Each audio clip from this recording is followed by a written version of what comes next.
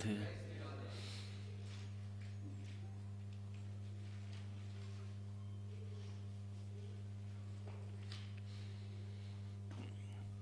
श्रवणं कीर्तनं विष्णोः स्मरणं पादसेवनम्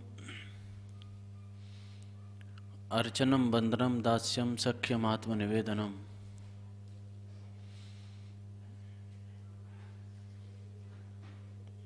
श्री प्रहलाद जी ने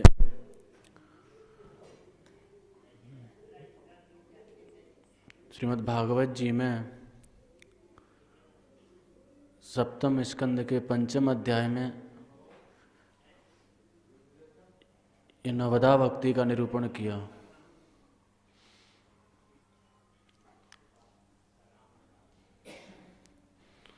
प्रभु की पावन लीला कथान को श्रवण करबो,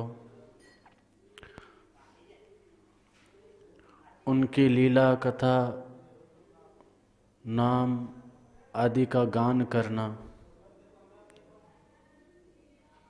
उच्च स्वर से कीर्तन करना,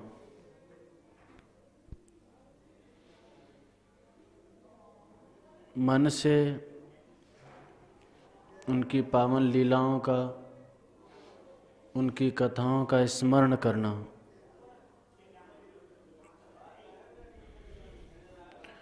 श्रवणम कीर्तनम विष्णोः स्मरणम पाद सेवनम। चतुर्थ है पाद सेवनम से तात्पर्य उनके श्री विग्रह आदि का दर्शन करना, परिक्रमा करना, तीर्थाटन करना, ये इस चतुर्थी भक्ति में आ जाता है।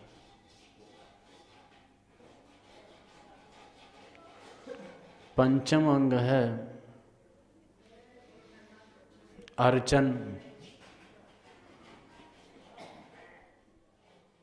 उनके अर्चा विग्रह की अर्चना करना, विविध प्रकार की उपचार सामग्रियों से उनकी परिचर्या करना, सेवा करना, यह पंचम अंग है। बाह्य या मानस भेद से अर्चन के दो भेद हो जाते हैं। छठवां अंग है वंदन, उनको प्रणाम करना, आत्मनिवेदन करना। सातवां है दास्यम, दास्य से तात्पर्य श्री रूप गोस्वामी जी भक्ति रसामृत सिंधु में लिखते हैं, दास्यम सर्वकर्मार्पणम तस्य कैंकर्यम अपि।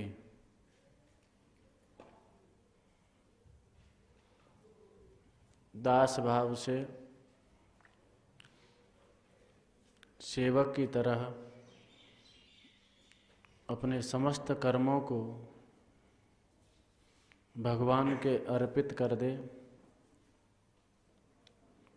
और सेवक के भाव से उनकी परिचर्या करे कि हम श्री ठाकुर जी के सेवक हैं, हम श्री ठाकुर जी के दास हैं, श्री ठाकुर जी हमारे स्वामी हैं, हमारे आराध्य हैं। अष्टम अंग है सख्यम, सख्य भाव से उपासना करना। सख्य भाव में सर्वाधिक महत्ता रहती है विश्वास की, सौहार्द की। हमारे ठाकुर सर्वत्र सर्वदा हमारी रक्षा करें, वह जो भी करें हमारे हित में ही करें, हमारे मंगल के निमित्त ही करें, ऐसा विश्वास रखना, यह सख्य भक्ति का स्वरूप है। नौवां अंग है आत्मनिवेदनम। आत्मनिवेदनम से तात्पर्य है अपने आप को उनके समर्पित कर दिया। योगक्षेम आदि की चिंता से रहित हो गए। शरीर की किसी भी प्रकार की कोई चिंता नहीं। यहाँ तक कि जो दैनिक जीवन में आवश्यक वस्तुएं हैं उनकी भी आकांक्षा मन में न रहे, उनसे भी निष्प्रिय हो जाए। गीता में भगवान ने 2 अध्याय के 71वें श्लोक में कहा, विहाय कामन्यः सर्वान् पमाश्चरत् निष्प्रियः निर्ममो निरहंकारः शांतिम अधिगच्छति। वो समस्त कामनाओं को, अभिलाषाओं को छोड़ करके विहाय कामान्य सर्वान और निष्प्रिय होकर के विचरण करता है। तो आचार्यों ने टीका की कि विहाय कामान जब पहले कह ही दिए तो निष्प्रिय कहने की क्या आवश्यकता थी। समस्त कामनाओं का परित्याग कर दिया तो फिर निष्प्रिय कहने का क्या तात्पर्य? बोले निष्प्रिय से तात्पर्य देहादि के लिए जो आवश्यक वस्तुएं हैं, जीवन धारण के लिए जो आवश्यक वस्तुएं हैं, उनकी भी अपेक्षा न करे, उनकी भी स्प्रिया न रखे। इतना दृढ़ विश्वास, यह आत्मनिवेदनम का स्वरूप है।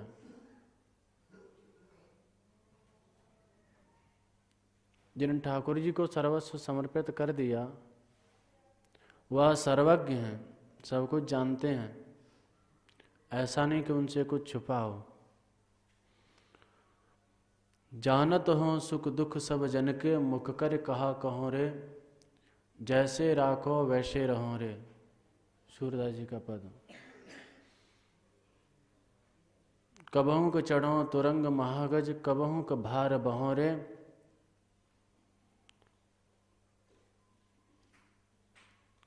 कभी कभी कोई राजा महाराजा आ जाता है, बड़ा सम्मान करता है, आदर करता है, हाथी घोड़े पे बिठा करके ले जाता है। कभी कोई नास्तिक आ गया, दुष्ट आ गया, वहाँ ने अपनी पोटली टांट पे रख दी तो कबहू को भार बहो रे। कबहू को भोजन लहो कृपानिध, कबहू को भूख सहो रे। जैसे राखो वैसे रहो रे। सर्वज्ञ हैं, सब जानते हैं, तो जैसे आप रखेंगे वैसे रहेंगे। क्योंकि ठाकुर सुहृद हैं, सर्वज्ञ हैं और सर्वज्ञ के साथ में सर्व सुहृद भी हैं। सर्वज्ञ माने सब कुछ जानते हैं, जितना अपने विषय में हम नहीं जानते उससे अधिक कहीं ठाकुर हमारे विषय में जानते हैं। सर्वज्ञ हैं और सर्व सुहृद हैं। सुहृद से तात्पर्य सदा सर्वदा उपकार करने वाले हैं। प्रत्युपकार की अपेक्षा से रहित होकर के सदा सर्वदा उपकार यानी अपने भक्तों का मंगल करने वाले हैं, भक्तों का हित करने वाले हैं। तो वह सर्व समर्थ हैं, सर्व सुहृद हैं। जो करेंगे हित में ही करेंगे, जो करेंगे मंगल में ही करेंगे। अनुग्रहम मन्यमानः प्रातिष्ठम दिशमुत्तराम। इसलिए भक्तों का स्वभाव होता है प्रत्येक परिस्थिति में, प्रत्येक स्थिति में, चाहे वो अनुकूल हो चाहे वह प्रतिकूल हो, प्रत्येक अवस्था में श्री ठाकुर जी की कृपा का ही अनुसंधान करते हैं।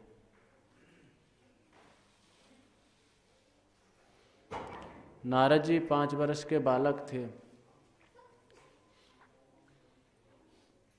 संतों की कृपा से, संतों के संग से तीव्र वैराग्य उदित हो गया।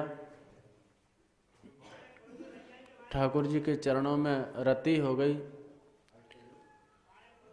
मैया का व्यवधान था, मैया बार बार रोक लेती थी।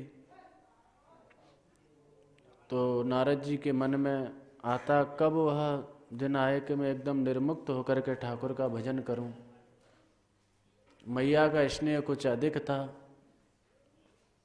एकात्मजा में योसिर मूढ़ा, क्योंकि यह अकेले बेटे थे अपने मैया के। प्रथम स्कंद के 5वें अध्याय में एक दिन संयोग से माताजी गौदोहन के लिए गईं। किसी सर्प के ऊपर पैर पड़ गया और सर्प ने दंशन कर लिया। माता की मृत्यु हो गई। अन्य सहपाठी मित्र बालकों ने आकर के सूचना दी। तो 5 वर्ष का बालक एकमात्र माता का ही आश्रय रहता है। वहाँ मैया पधार गई तो नारद जी कहते हैं, अनुग्रहम मन्यमाना प्रातिष्ठम दिशमुत्तराम। कितनी विपरीत परिस्थिति आ गई, कितनी प्रतिकूल परिस्थिति आ गई। उस प्रतिकूल परिस्थिति में भी अनुग्रहम मन्यमाना। नारद जी कहते हैं, मैंने बड़ा अनुग्रह माना, भगवान की बड़ी कृपा मानी। अनुग्रहम मन्यमाना प्रातिष्ठम दिशमुत्तराम। और मैं उत्तर दिशा की ओर चला गया, क्योंकि भक्तानाम सम अभीप्सतः, जो भगवान है ना, सदा सर्वदा अपने भक्तों का सम यानी कल्याण के विषय में ही चिंतन करते हैं। जैसे माता पिता होते हैं, सदा सर्वदा अपने बालक के हित में ही उनका चिंतन रहता है। मेरा बालक, मेरा पुत्र कैसे बड़ा हो, कैसे इसको उत्तम शिक्षा प्राप्त हो, किसी भी प्रकार का क्लेश, किसी भी प्रकार की आपत्ति, किसी भी प्रकार का कष्ट इसके जीवन में न आए, सदा सर्वदा सुख वैभव से युक्त रहे। माता पिता का सर्वदा चिंतन अपने पुत्र के हित में ही चलता है। तो ऐसे ही भगवान, पिता हमस्य जगतः माता धाता पितामह, 9वें अध्याय में भगवान कहते हैं कि संपूर्ण इस दुनिया का, इस संसार का माता पिता मैं हूँ। तो माता पिता भला अनिष्ट थोड़े ही करेंगे। तो नारद जी को यह दृढ़ विश्वास था कि भगवान ने बड़ी कृपा की, अनुग्रह किया। और यह भाव जिस क्षण आ जाए, ब्रह्मा जी कहते हैं 10वें स्कंद के 14वें अध्याय में, वह भगवान का प्यारा बेटा बन जाता है। तत्तेनुकंपाम सुसमीक्षमाणो भुंजान एवात्म कृतम विपाकम हृदवाग बपुभिर विददन नमस्ते जीवेत यो मुक्ति पदे सदाय भाग। दाय भाग कहते हैं, दाय माने जो संपत्ति जिस पर पुत्र का अधिकार है, तो उसका जो अधिकारी हो गया। यानी पिता ने जीवन भर मेहनत करके खूब कमाया, लाखों करोड़ों रुपए की संपत्ति एकत्रित की, और बेटा ने केवल जन्म ले लिया, तो उसके अंश से जन्म लेने मात्र से उस पुत्र को वह सारी संपत्ति पर उस पुत्र का अधिकार हो गया। पुत्र होने के नाते बाप की संपत्ति बेटा को सहज में मिल गई, बस उसको बेटा बनना पड़ा। तो जैसे पिता की संपत्ति को प्राप्त करने के लिए पुत्र को कोई अपना अधिकार सिद्ध नहीं करना पड़ता, कोई श्रम नहीं करना पड़ता, कोई परिश्रम नहीं करना पड़ता, सहज में पिता के द्वारा अर्जित, पिता के द्वारा संग्रहित उस संपत्ति पर पुत्र का अधिकार हो जाता है। ऐसे ही वह व्यक्ति जो सर्वत्र सर्वदा समान रूप से श्री ठाकुर जी की कृपा का ही वीक्षण करता है, श्री ठाकुर जी की कृपा को ही देखता है, उनके अनुग्रह को ही देखता है, तो श्री ठाकुर जी का जो प्रेम है उस पे उसका सहज अधिकार हो जाता है, श्रम नहीं करना पड़ता। तत्तेनुकंपाम सुसमीक्षमाणो भुंजान एवात्म कृतम विपाकम हृदवाग बपुभिर विददन नमस्ते जीवेत यो मुक्ति पदे सदाय भाग। ब्रह्मा जी कहते हैं, हे नाथ, ते अनुकंपाम सुसमीक्षमाण, आपकी अनुकंपा को ईक्षमाण, वर्तमान काल की क्रिया का द्योतन कराने के लिए और नैरंतर्य के लिए इसमें सानच प्रत्यय का प्रयोग है।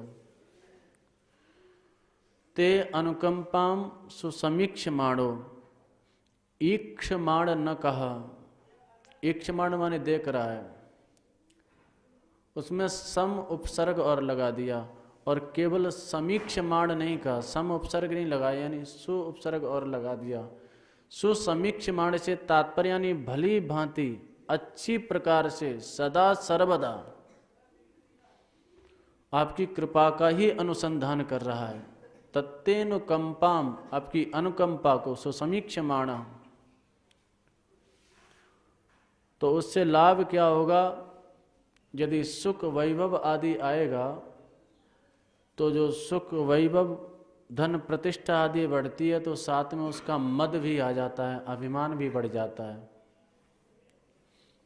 जिस व्यक्ति के पास पैसा हो, जिस व्यक्ति के पास में वैभव हो, जिसके पास में रूप हो, विद्या हो और उसको अभिमान न हो, यह बहुत कम देखा जाता है, बहुत कम। क्योंकि ये चीजें आती हैं तो साथ में मद को लेके ही आती हैं। विद्या है, अभिमान नहीं है, धन है, अभिमान नहीं है, रूप है, अभिमान नहीं है, उच्च कुल में जन्म है, अभिमान नहीं है, तो समझो यह कोई श्री ठाकुर जी को विशेष कृपा पात्र है। जन्म कर्म वयो रूपा विद्यैश्वर्य धनादि भी यद्यस्य न भवेस्तंभ तत्रायम मदनुग्रह। बलि महाराज ने कहा था, ब्रह्मा जी चक्कर में पड़ गए, बलि महाराज ने सर्वस्व समर्पण कर दिया और ठाकुर जी ने वरुण पास में बांध दिया बलि महाराज को। ब्रह्मा जी ने कहा, महाराज समझ में नहीं आई आपकी लीला कछु। कहा भैया, बोले यत पादयोर सठति सलिलम प्रदाय दूरवांग कोरैरपि विधाय सतीम सपर्याम।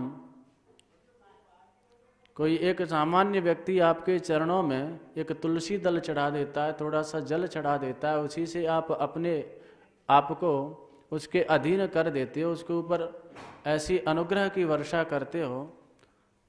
दूरवांग कुरैरपि सलिलम प्रदाय, सलिल यानी थोड़ा सा जल चढ़ाया था और उसको अपना सर्वस्व समर्पित कर देते हो। इधर बलि महाराज जो त्रैलोक्य का राजा था, उसने अपना सर्वस्व समर्पण आपके चरणों में कर दिया और वाकू बांध के डाल दियो। एक और तो कई ने एक लोटा जल चढ़ायो, वाकू ऊपर इतने प्रसन्न हो गए कि कुछ भी देने के लिए तैयार हो गए, इतनी उदारता आपकी। और एक तरफ अगले व्यक्ति ने सर्वस्व आपको समर्पित कर दियो और वाकू वर्ण पास में बांध के डाल दियो। लीला का जो समझ में ना आई तो भगवान बोले, ब्रह्मन यमनुग्रहण नामी तद विश्व विदनोम्यहम यन मुदः पुरुषो लोको माम चैवावमन्यते। ब्रह्मा जी, मेरे अनुग्रह का यही स्वरूप है जिस पर मैं सर्वाधिक अनुग्रह करता हूँ। 8वें स्कंद के 22वें अध्याय में, जिस पर मैं सर्वाधिक अनुग्रह करता हूँ तद विश्व विदनोम्यहम, उसके मद को चूर्ण कर देता हूँ। यदि पद का अभिमान है तो पद को छीन लेता हूँ, धन का अभिमान है तो धन को छीन लेता हूँ। क्योंकि इस मद से, इस अहंकार से व्यक्ति अंधा हो जाता है, मुझे देख नहीं पाता है, महत्पुरुषों का अतिक्रमण कर बैठता है। लोकम माम चैव अवमन्यते। इसीलिए ब्रह्मा जी जन्म कर्म वयो रूपा विद्वैश्वर्य धनादि भी यद्यस्य न भवेस्तंभ तत्रायम मदनुग्रह। वहीं पर भगवान कहते हैं, जन्म सत्कुल में हो गया, कर्म अच्छा जिसने कर लिया, वय उत्तम अवस्था है, युवा अवस्था है, रूप सौंदर्य है, विद्यावान है, लेकिन यद्यस्य न भवेस्तंभ में, वहाँ में ऐंठ ना है, अकड़ ना है, अभिमान ना है तो तत्रायम मदनुग्रह, समझो कि इस पर मेरा अनुग्रह है, कृपा है, भगवत कृपा से ही संभव है। नहीं तो नैक चीज में न कोई पढ़ लिख जाए, 2-4 श्लोक रट ले बाई में, अपने आप को बृहस्पति जी को ताऊ समझ में लग जाए, न कोई पैसा धेला बढ़ जाए तो अभिमान आ ही जाता है, ये सहज, ये प्रकृति बन ही जाती है। तो ये सब वस्तुओं के होते हुए और अभिमान न हो तो भगवत कृपा ही उसमें हेतु है। प्रहलाद जी के पास में सब कुछ था, 7वें स्कंद के 4थे अध्याय में। भगवान ने जो यहाँ पर कहा 8वें स्कंद के 22वें अध्याय में, इसकी संगति प्रहलाद जी के यहाँ बिठा सकते हैं। भगवान यहाँ कह रहे हैं कि यद्यस्य न भविष्यस्तंभः तत्रायम मदनुग्रह, जिसको अहंकार नहीं है विद्या का, धन का, वैभव का, तो उस पर मेरा अनुग्रह समझो।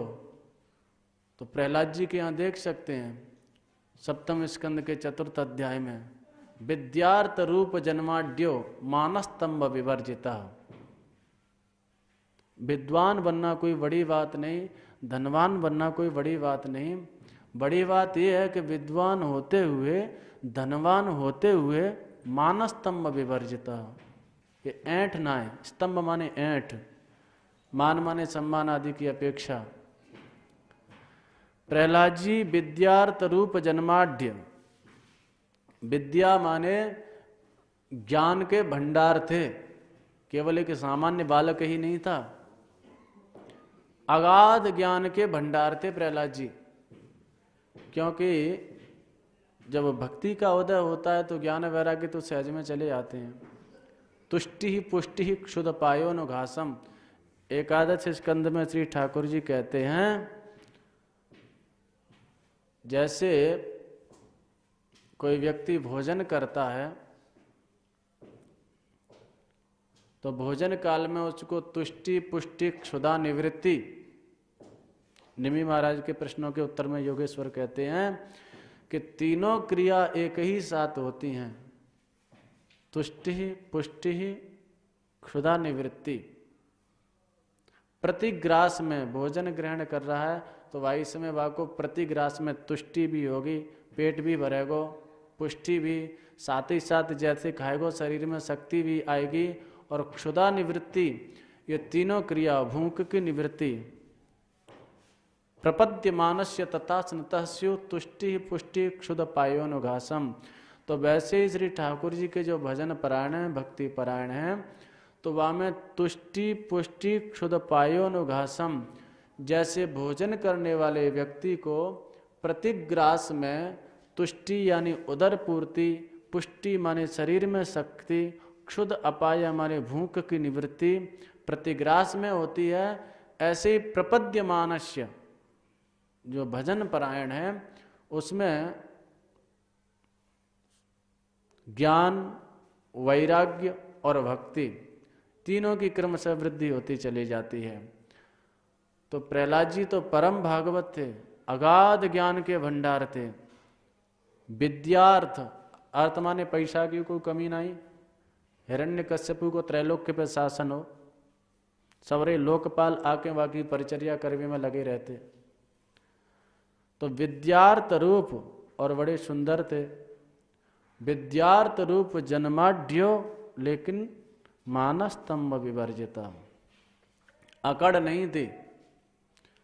अपने से जो बड़े होते थे तो दासवत सन्नितार्यांघ्री, उनका व्यवहार देखिए कैसी व्यवहार कुशलता। दासवत सन्नितार्यांघ्री, जो बड़े होते थे उम्र में उनको दास की भांति प्रणाम करते थे श्री प्रहलाद जी। यह अकड़ नहीं कि मैं इतना बड़ा विद्वान हूं अथवा राजकुमार हूं। दासवत सन्नितार्यांघ्री, पितृवत दीन वत्सला, जो अपने से छोटे होते थे, विद्या में छोटे हैं, कम पढ़े लिखे हैं, धन में बेचारे गरीब हैं जिनके पास पैसा नहीं है, शक्ति में कमजोर हैं, आयु में छोटे हैं, तो ऐसा नहीं उनकी उपेक्षा या तिरस्कार कर दें। पितृवत दीन वत्सला, जैसे एक पिता का वात्सल्य अपने बच्चों पर रहता है, ऐसे ही दीनहीनों के प्रति उनका वात्सल्य रहता था। कोई बेचारा कम पढ़ा लिखा है, प्रयत्न करते यह अधिक कुछ समझदार हो जाए, गरीब है, आर्थिक सहायता। पितृवद दीन वत्सला, मित्रवद स्नग्धो, और जो समान आयु के थे उनसे मित्र के समान व्यवहार रखते थे। गुरु से ईश्वर भावना, प्रायः होता क्या है, जो हमसे बड़े हैं, विद्या में बड़े हैं, ज्ञान में बड़े हैं, धन में बड़े हैं, उनके प्रति हमारी असूया बुद्धि हो जाती है। जो समान हैं उनसे स्पर्धा का भाव हो जाता है। जो हमसे कमजोर हैं उनके प्रति उपेक्षा का, क्रूरता का भाव हो जाता है। ये तीनों की निवृत्ति यहाँ पर बताई गई है। कोई समान है उससे स्पर्धा नहीं करनी चाहिए कि यह हमसे आगे निकला जा रहा है, अब कैसे भी इसको पीछे छोड़ना है। स्पर्धा का विषय नहीं, मित्रता का भाव रखना चाहिए। उसकी प्रगति में स्वयं प्रसन्न होना सीखो। यदि दूसरे की प्रगति में स्वयं जलना कुढ़ना आ गया तो यह मात्सर्य दोष हो जाएगा। जो किसी व्यास जी ने प्रथम भागवत में प्रथम स्कंद के प्रथम अध्याय के द्वितीय श्लोक में सावधान किया, निर्मत्सराणाम सताम, इस मात्सर्य से रहित हो जाओ। मात्सर्य यानी श्रीधर स्वामी जी अर्थ किए, परोत्कर्षा सहनम मत्सरः तद रहिता नाम, दूसरे के उत्कर्ष आदि को सहन न कर पाना, यह मात्सर्य है। तो प्रहलाद जी में यह बात नहीं थी। जो समान गुणों में थे, समान विद्या में आयु में थे, उनके प्रति मित्रता का भाव, जो गुरुजन थे उनके प्रति ईश्वर का भाव था। यानी स्पर्धा असूया आदि दोषों से रहित, और इतने बड़े विद्वान, ज्ञान के अगाध सागर, लेकिन अकड़ नहीं थी। तो जो भगवान बलि चरित्र में कह रहे हैं कि जिनके पास ये सब वस्तुएं हैं, अकड़ नहीं है, तो मेरे अनुग्रह के ही पात्र हैं।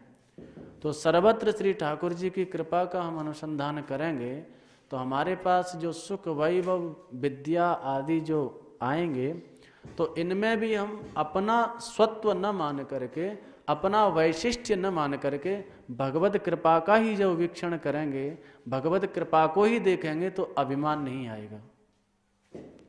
तत्तेनुकंपाम सुसमीक्षमाणो, और यदि कोई दुख आ गया, कष्ट आ गया, कोई समस्या आ गई, तो भुंजान एवात्मकृतम विपाकम, हमारा ही कोई ऐसा विपाक आ गया, कोई पाप कर्म आ गया जिसके कारण यह क्लेश हमारे सामने उपस्थित हुआ है, वहाँ भगवान पर दोषारोपण न करें कि भगवान ने हमारे साथ ऐसा क्यों कर दिया। हर परिस्थिति में भुंजान एवात्मकृतम विपाकम, हमारा ही कोई ऐसा विपाक आ गया, कोई ऐसा दुष्प्रारब्ध आ गया जिसके कारण से यह हमको रोग शोक आदि हुआ, या व्याधि आई, यह समस्या आई। यानी भक्त का स्वरूप, भक्त का स्वभाव प्रत्येक परिस्थिति अनुकूल हो, प्रतिकूल हो अथवा उदासीन हो, भगवत कृपा का ही अनुसंधान करता है। जैसे तुकाराम जी, एकनाथ जी, नरसिंह मेहता जी, तीन महापुरुष हैं, तीन भक्त हैं, और तीनों की तीन प्रकार की परिस्थिति, और तीनों में ही भगवत कृपा का अनुसंधान। तुकाराम जी की जो भार्यां हैं वो प्रतिकूल हैं, किंचित कर्कश स्वभाव की हैं। कथा आती है कि एक बार गन्ना लेकर के तुकाराम जी आ रहे थे, गन्ने मंगाए थे, मार्ग में कुछ बच्चे मिल गए तो उनको गन्ने बांट दिए।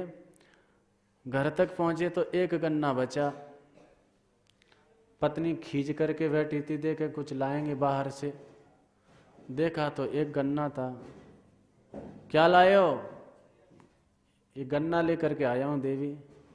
शर्म नहीं आई, ये गन्ना लेके चले आए, और गन्ना लेके जोर से जड़ दियो पीठ पे, पीठ पे जड़ दियो तो वह गन्ना के दो टुकड़ा है गए।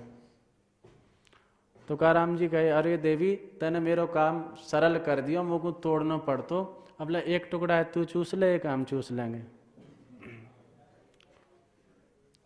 तो कितनी प्रतिकूल परिस्थिति है। पत्नी एकदम, तो तुकाराम जी मंदिर में जाते थे तो ठाकुर की बड़ी कृपा मानते थे, कहते थे प्रभु आपने बड़ी कृपा की, जो ऐसी प्रतिकूल पत्नी दे दी, ऐसी कर्कश पत्नी दे दी। कहीं अनुकूल होती, सुलक्षणा होती तो मैं उसी में आसक्त हो जाता और घर में ही घुसा रहता। आप तो इतनी प्रतिकूल पत्नी आपने दी और ऐसी कर्कशा पत्नी दी तो घर जावे को मन ही ना करे, दिन भर हम मंदिर में ही रहे, हरि नाम संकीर्तन करें। यदि कोई सुलक्षणा पत्नी मिल जाती, एकदम अनुकूल पत्नी मिल जाती, दिन रात हमारी सेवा में लगी रहती, तो हमारो चित्त भी वहाँ अनुरक्त है जातो। और स्त्री आसक्ति सबसे प्रबल आसक्ति है, हम तो आपको भजन ही नहीं कर पावते। तो प्रतिकूल परिस्थिति में भगवत कृपा को अनुसंधान। एकनाथ जी महाराज की पत्नी है, बड़ी सुलक्षणा है, दिन रात श्री एकनाथ जी की परिचर्या में तत्पर रहती हैं। ईश्वर को भाव, पति परमेश्वर को भाव, बड़ी पतिव्रता हैं, सुलक्षणा हैं, सदाचारणी हैं, एकनाथ जी की बड़ी सेवा करती हैं। एकनाथ जी महाराज मंदिर में आते हैं तो प्रभु से मनाते हैं, प्रभु आपकी बड़ी कृपा है, जो आपने मुझे ऐसी सुलक्षणा सदाचारणी पत्नी दे दी। ठाकुर सेवा में मेरा इतना सहयोग करती है, इतना सहयोग करती है, मैं बैठ जाता हूँ ठाकुर जी की सेवा में तो पुष्प चयन करके ले आती है, जल भर कर के रख देती है, बहुत बढ़िया ठाकुर सेवा होती है। कहीं कर्कशा पत्नी आप दे देते, प्रतिकूल पत्नी दे देते तो दिन भर वह व्यवधान पैदा करती रहती, समस्या पैदा करती रहती। आपने बड़ी कृपा की, इतनी अनुकूल पत्नी दे दी। यह अनुकूलता में भी भगवत कृपा का अनुसंधान, प्रतिकूलता में भी। नरसिंह जी महाराज के बेटा की मृत्यु है गई, तो आप प्रतिकूल परिस्थिति में भी भली भजी भांजी जंजाल सुखी भजी छू श्री गोपाल, भला भयो ये छोरा पधार गयो, अब चैन से ठाकुर को भजन करूंगा। तो कहने को तात्पर्य है, भक्त सर्वत्र सर्वदा श्री ठाकुर की कृपा को ही अनुसंधान करे। प्रतिकूल परिस्थिति हो व अनुकूल परिस्थिति हो, तत्तेनुकंपाम सुसमीक्ष माणो। उसको यह विश्वास रहता है कि जो करेंगे यह अच्छा ही करेंगे, जो कर रहे हैं हमारे साथ अच्छा ही कर रहे हैं। कृपा श्री लालन जी की चाहिए, इन्ने करी करी सो आछी, इन्ने करी करी सो आछी, ऐसो मार्ग कहिए। कृपा श्री लालन जी की चाहिए, अपनो दोष विचार सकीरी, इनसो कछु न कहिए। ये जो करेंगे सो अच्छा करेंगे। यदि कोई दुख या कोई प्रतिकूल परिस्थिति आ गई तो उसमें हमारा दुष्प्रारब्ध ही हेतु है।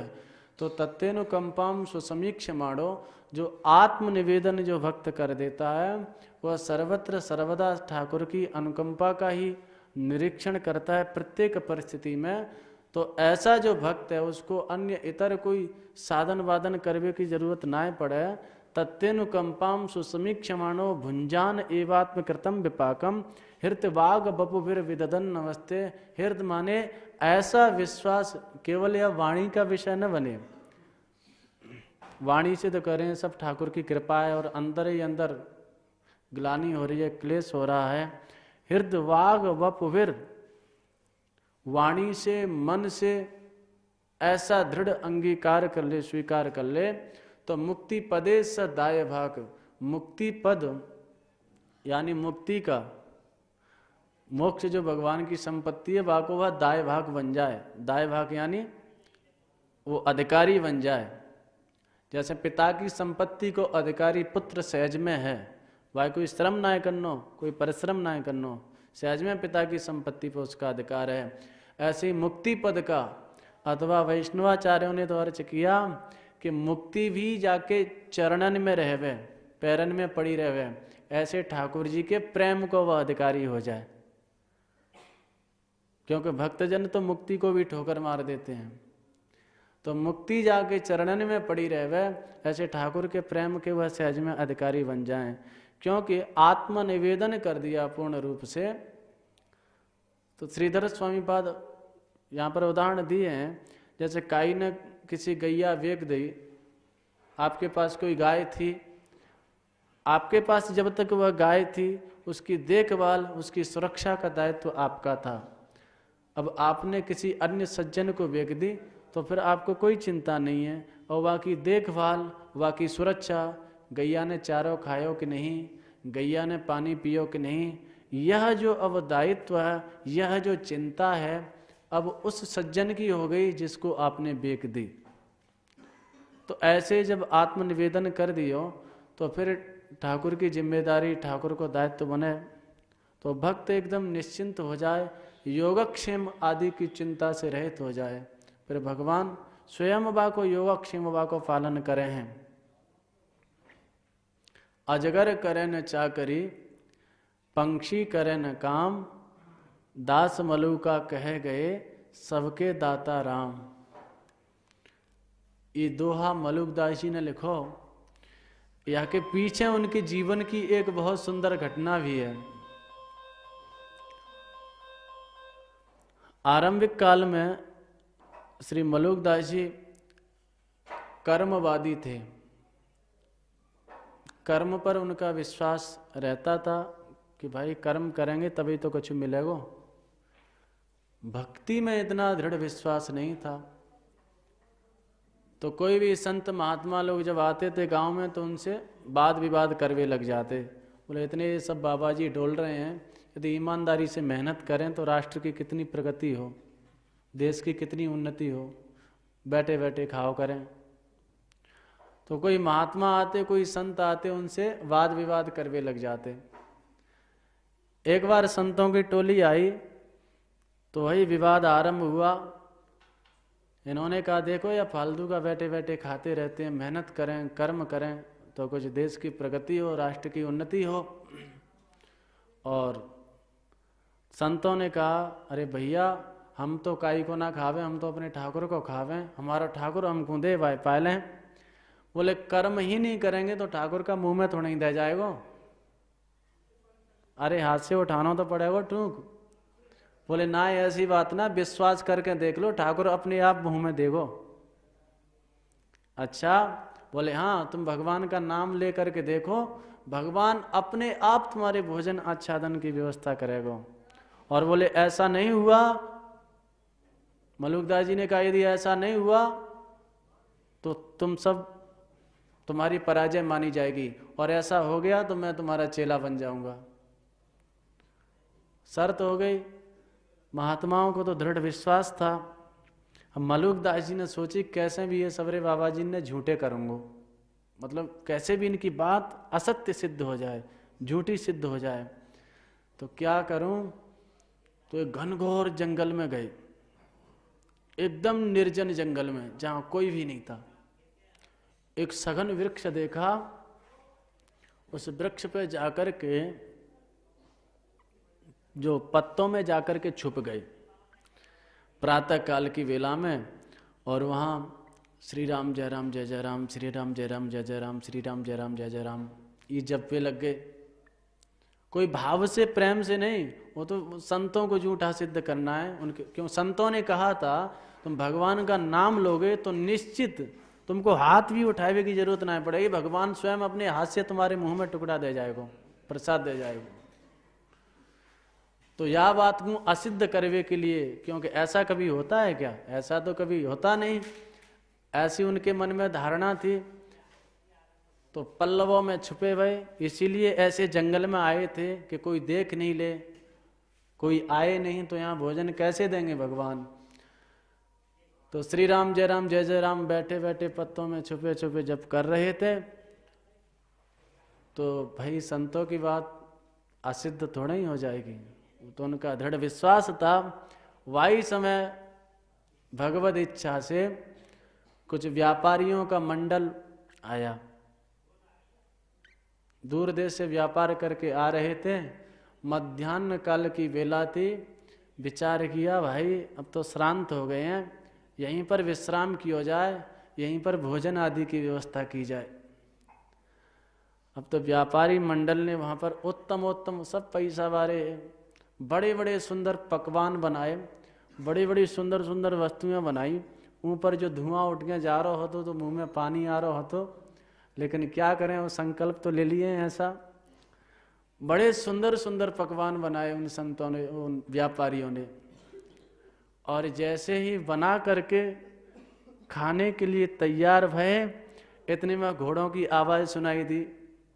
एक ने देखा, अरे भैया डाकू चले आ रहे हैं, देखो डाकू दौड़ते भाई चले आ रहे हैं, चलो भागो भागो भागो भागो। व्यापारी में भगदड़ मच गई और जल्दी जल्दी में जो पैसा धेला सामान हो वह सामान उठा कर भाग दिए। जो पकवान बनाए थे सुंदर सुंदर उनको वहीं छोड़ गए।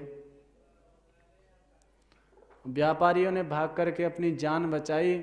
डाकू वहां पर आए, कई दिन के भूखे थे, देखे इतनी सुंदर सुंदर सामग्री सहज में बनी हुई पड़ी है तो खाने के लिए उद्यत भय। सरदार ने कहा सावधान, किसी राज्य कर्मचारी ने यह हमारे साथ धोखा तो नहीं किया?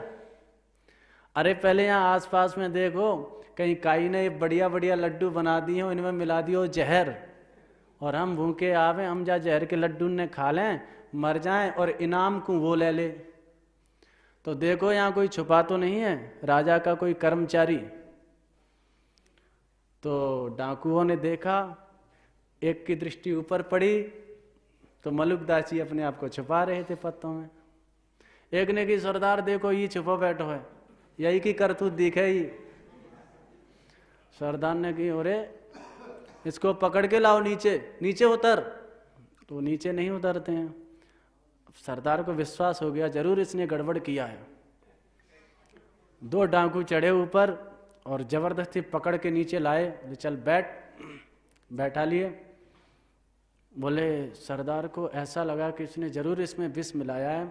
सरदार ने कहा पहले इसी को ये पकवान खिलाओ, इसी को लड्डू खिलाओ। तो मलुकदास जी ने कहा यार ये तो मेरी प्रतिज्ञा सब झूठी पड़ जाएगी। तो उन्होंने मुंह बंद कर लिया, जब मुंह खोलेंगे ही नहीं तो कैसे खिलाएंगे। अब तो डाकुओं को और पूरा विश्वास हो गया कि निश्चित ही इसने कुछ इसमें मिलाया है। सरदार ने आदेश दिया, दो लोग इसके हाथ पकड़ लो और एक जबरदस्ती मुंह खोल लो इसका। अब एक ने जबरदस्ती मुंह खोल करके और ठूस ठूस करके इतना खिलाया मलुकदास जी को कि एकदम अचेत से रह गए। अब डाकू ने सोची चलो अपने आप मर जाएगा। डाकू चले गए। थोड़ी देर बाद उठे मलुकदास जी, बोले बारे भगवान तू ऐसे भी खिलाता है, हमको पता ही नहीं था। न तो हाथ ही चलाना पड़ा, न तो मुंह ही खोलना पड़ा, और ऐसे ऐसे इतने प्यार से और इतनी दिव्य सामग्रियां तो हमने पहली बार खाई हैं। आ गए महात्माओं के चरणों में, अपने आप को समर्पित कर दिए और लिख दिए कि दास मलु का कहे गए सबके दाता राम। तो ठाकुर अपने भक्तन को ऐसे पोषण करें हैं, ये विश्वास आत्मनिवेदनम में आ जाए। अनन्यास चिंत्यन्तो माम ये जनाः परिपासते तेषाम नित्याभियुक्तानाम योगक्षेमम वहाम्यहम्। 9वें अध्याय के 22वें श्लोक में उनके योगक्षेम आदि की चिंता ठाकुर स्वयं बहन करे हैं, उनकी चिंता स्वयं उनको रहवे हैं। तो यह आत्मनिवेदनम का स्वरूप था। प्रसंग तो दूसरा ही चल रहा था दास्य भक्ति का, लेकिन हम लोग पहुंच गए आत्मनिवेदनम पे, दूसरा आरंभ हो गया था। दास्य भक्ति के प्रसंग में कल एक प्रश्न हुआ था, तो थोड़ी सी चर्चा उस पर करेंगे। जो सर्वकर्मार्पण जो किया जाता है और सर्वकर्मार्पण से प्रारब्ध क्षीण हो जाता है। जो कर्म अर्पण किया वह भक्ति के रूप में परिणत हो गया, उससे प्रारब्ध और अप्रारब्ध कर्म क्षीण हो गए। तो कल कोई भैया पूछे थे कि जब प्रारब्ध क्षीण हो गया तो ये रोग शोक आदि है प्रारब्ध से आते हैं, क्योंकि प्रारब्ध के 3 भेद हैं, आयु, जाति, भोग। तो रोग भी जो हमारे जीवन में आया वह रोग प्रारब्ध जन्य है। प्रारब्ध से ही रोग आ रहा है, प्रारब्ध से ही व्याधि आ रही है, तो वह रोग की शांति, प्रारब्ध की उस भोग की शांति, उस कष्ट की शांति प्रारब्ध के क्षय होने पर ही होगी। तो फिर दवा आदि हम क्यों ग्रहण करते हैं? औषधि आदि हमको ग्रहण नहीं करना चाहिए, डॉक्टर के पास में जाकर के उपचार नहीं कराना चाहिए। यह प्रश्न था, बहुत जबरदस्त प्रश्न था। जब प्रारब्ध के क्षीण होने पर ही रोग शांत होगा तो फिर उपचार क्यों कराया जाए, दवा आदि क्यों ली जाए, औषधि क्यों ली जाए? तो यही इस पर एक स्मरण आया, यही प्रश्न स्वामी श्री राम सुखदास जी से किसी जिज्ञासु ने किया था। तो उनके कोई एक अंतरंग परिकर थे, तो उनसे चर्चा करने का एक बार अवसर प्राप्त हुआ था वृंदावन में। तो यही चर्चा चली थी। तो उन्होंने बताया कि स्वामी जी के समीप में यही प्रश्न किसी जिज्ञासु ने किया, तो स्वामी जी ने उस प्रश्न के समाधान के रूप में कहा कि भैया देखो, रोग होता है, एक तो रोग प्रारब्ध जन्य होता है, एक कुपथ्य जन्य होता है।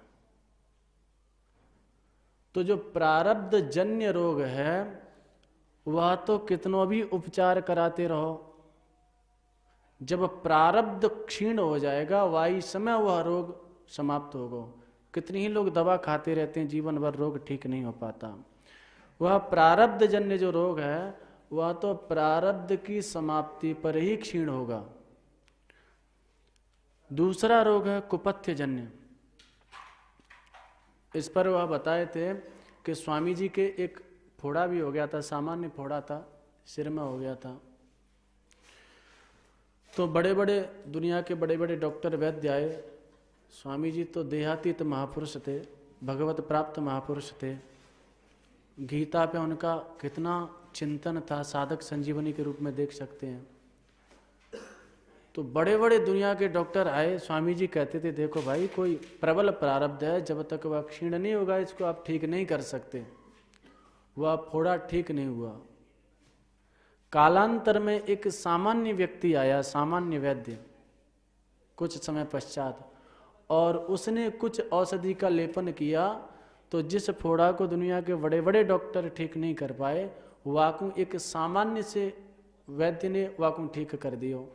तो स्वामी जी बोले या में वैद्य आदि की कोई महत्ता ना, यह पूर्व का कोई प्रारब्ध था और प्रारब्ध के क्षीण होने का अब समय आया तो यह फोड़ा सहज में ठीक हो गया, इसका श्रेय इस वैद्य को मिल गया।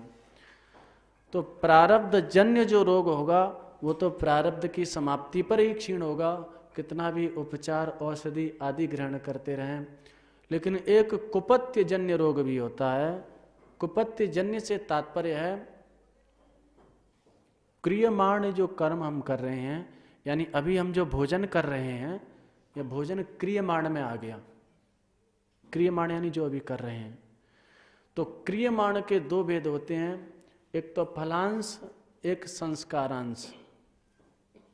जो फलांश है वह के दो भेद होंगे, दृष्ट और अदृष्ट। यह इसका स्वरूप है। यानी जो क्रियमाण, जो भोजन अभी हम कर रहे थे, तो वह के दो भेद हो गए, एक तो फलांश में चला गया, एक संस्कारांश में चला गया। जो फलांश है उसके दो भेद, एक तो दृष्ट अदृष्ट, यानी जो देखवे में आवे, और अदृष्ट यानी जो देखवे में ना आवे, प्रारब्ध की ओर चलो जावे। दृष्ट के दो भेद हैं, तात्कालिक और कालांतरिक। यानी जैसे अभी हम भोजन कर रहे हैं तो उस भोजन में मीठा खाया, हमको प्रसन्नता भई, पेट भर गया, यह तो उसका तात्कालिक फल है। और उससे जो आरोग्य मिला, आयु की वृद्धि भई, आयु सत्व बलारोग्य, जो सात्विक आहार का लक्षण बताया गीता में 17वें अध्याय के 8वें श्लोक में, तो वह उसका कालांतरिक फल हुआ। यानी क्रियमाण के फलांश के दो भेद, दृष्ट अदृष्ट, और दृष्ट के दो भेद कालांतरिक और तात्कालिक। भोजन जो कर रहे हैं उसका तात्कालिक फल है भूख मिट गई, प्रसन्नता भई, और कालांतरिक फल है आरोग्य की वृद्धि, बल की वृद्धि, आयु की वृद्धि। यह कालांतरिक फल है। उसी प्रकार से जो अदृष्ट है उसका लौकिक फल, जैसे जप तप आदि कुछ सकाम किया, पुत्र मिल जाए, धन मिल जाए, और अदृष्ट फल उसका जो परलोक में सुख मिला। अथवा कोई अशुभ कर्म बन गया तो उसका अदृष्ट लौकिक है कोई दंड मिल जाना, जेल चले गए, जुर्माना हो गया, और अदृष्ट पारलौकिक फल है नरक आदि में चले जाना, यानी परलोक में दुर्गति होना। तो यहाँ पर ध्यान देने योग्य अंश यह है जो क्रियमाण फलांश और उसका जो दृष्ट फल में तात्कालिक फल आया। तात्कालिक से तात्पर्य है अभी जो हम आहार ग्रहण कर रहे थे, कुपथ्य ग्रहण कर लिया, तो उसका जो तात्कालिक प्रभाव हुआ, यानी रोग उत्पन्न हो गया, तो तात्कालिक को औषधि आदि ग्रहण करके वह तात्कालिक प्रभाव क्षीण हो जाता है। और जब वह क्रियमाण प्रारब्ध से संचित हो गया, अदृष्ट में चला गया, तो वो हमारी पकड़ से बाहर हो गया। अभी अभी मंदिर से कोई गाड़ी गई, मथुरा को कोई गाड़ी जा रही है मंदिर से, गाड़ी मंदिर से निकल चुकी, आधा मिनट हो गया, गाड़ी निकल गई, आपको अभी अभी ज्ञात हुआ कि गाड़ी अभी मथुरा की ओर गई है और हमको मथुरा जाना है।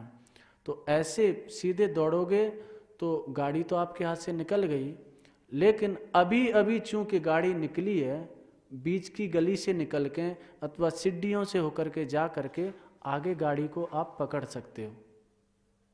अभी आपकी पकड़ के अंदर है गाड़ी। दूसरे मार्ग से अभी गाड़ी मानपुर भी नहीं पहुंची है, आपको मथुरा जाना है, अभी आधा ही मिनट हुआ है यहाँ से निकले हुए गाड़ी को, तो आप दूसरे मार्ग से सीढ़ियों से जा करके अथवा बीच वाली गली से जा करके आगे गाड़ी को पकड़ सकते हो, गाड़ी में बैठ सकते हो। लेकिन गाड़ी पहुंच गई यहाँ से आंजनोक अथवा छाताएं पार कर गई, तो गाड़ी आपकी पकड़ से बहुत दूर जा चुकी है, फिर गाड़ी को आप न पकड़ पाओगे।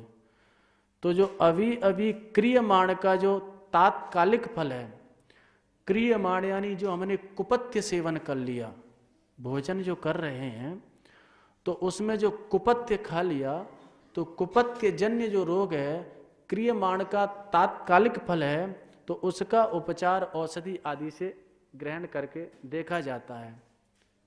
यानी रोग दो प्रकार के हुए, प्रारब्ध जन्य और कुपथ्य जन्य। तो प्रारब्ध जन्य जो रोग है वह तो प्रारब्ध के क्षीण होने पर ही नष्ट होगा, कितना भी औषधि उपचार कर लो। लेकिन जो कुपथ्य जन्य रोग है, क्रियमाण का तात्कालिक फल है, वह औषधि के ग्रहण करने से समाप्त हो जाएगा। औषधि ग्रहण करने से उस रोग की शांति हो जाएगी। तो अब हमको पता कैसे चले कि यह रोग हमारा कुपथ्य जन्य है व प्रारब्ध जन्य है? यह ज्ञान तो हमको हो नहीं सकता, इसलिए औषधि ग्रहण करना आवश्यक है, उपचार कराना आवश्यक है। क्योंकि हमको यह तो पता नहीं कि हमारा रोग कुपथ्य जन्य या प्रारब्ध जन्य है।